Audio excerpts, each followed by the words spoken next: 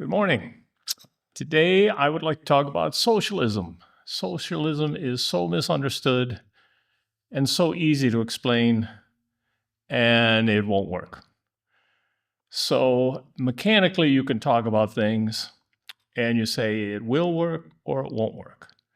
The problem with socialism is we've looked at it as a philosophical system. What did Marx think? What did Engels think, et cetera, et cetera? We don't look at socialism as a mechanical system. When you look at it as a mechanical system, you know right away it's not going to work. So here we are, we're going to look at socialism as a mechanical system. Just to recap what we've learned in the other two videos, competition, waste, and ease are the foundations. They're what explain how nature works, how the marketplace works, and how government works. Competition, waste are connected. They're like a seesaw. If competition goes up, waste goes down. And if competition goes down, waste goes up. They're tied together. Don't ever talk about competition and waste without tying them together. It's a mistake economists have made for years. It causes all sorts of confusion. Always look at them as being tied together. Next thing you have to remember, everything in nature moves to ease. People move to ease. We always take the simplest route, the simplest way to do things. We're always looking for that. We're hardwired to do that. It's what animals do. Okay, so here is a real simple question for you. How do you fix something if you don't know how it works? Right? You got a car, you look at it, it needs to be fixed. Are you going to fix it if you don't know how it works? No, you can't. Anything mechanical, you can't fix unless you know how it works. So when you look at nature, you realize it's a competitive system.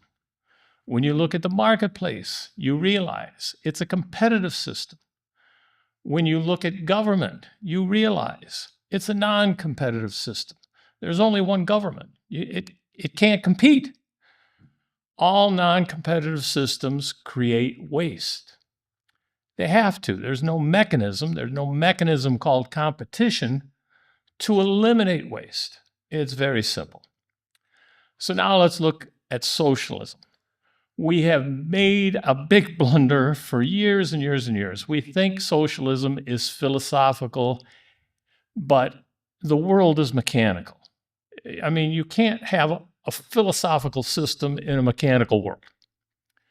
The other thing we've forgotten or missed or ignored is that socialism is not a marketplace system. It's not an economic system. Marketplace is economic systems. Socialism is a government system. Simple question. If you didn't have a government enforcing the laws and the rules of socialism, would you have socialism? No, you wouldn't. Socialism is a government system. What does that mean? It means that in socialism, there is no competition. And because there is no competition, you have to generate waste. Now, what happens when you start generating waste day after day, month after month, year after year? It accumulates. It stifles all you're trying to do. It stifles trying to get to ease, which is what humans try to do. We want to get to ease. This is the Siren song of socialism. You accept socialism, guess what? You get free healthcare. Guess what else you get? Maybe free food.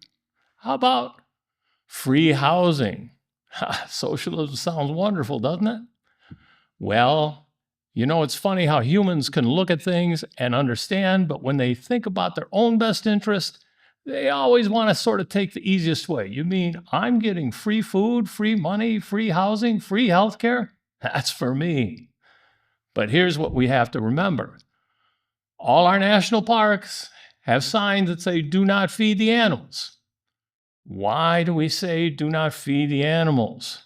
We say that because if we feed the animals, they'll stop feeding themselves. They'll move to ease. They won't be competitive. Their competitive edge will be gone.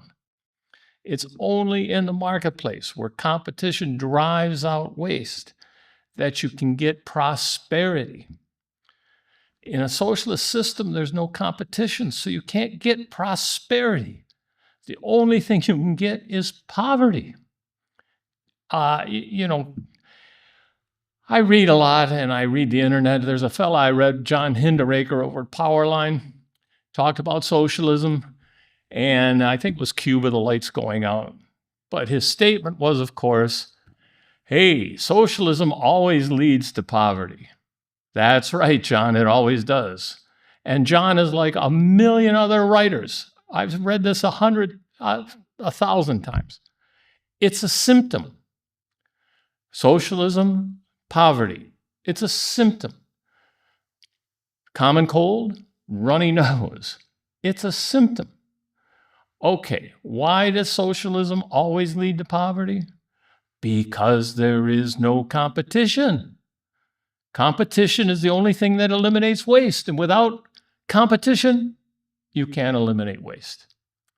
So, all I'm saying is, think of the foundations, think how the world works mechanically, think about competitive systems, non-competitive systems, understand that socialism is not an economic system.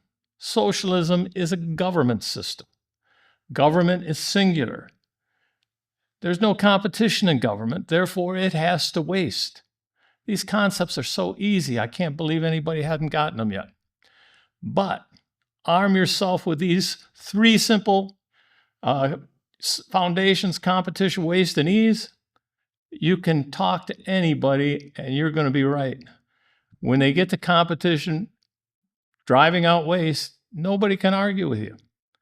So that's all I have for today. Socialism, again, it should be over. It's just too simple and it's dumb. In a mechanical world, socialism is just dumb. Hey guys, let's set something up that's going to lead to poverty, okay? Yeah, great. That sounds good for me.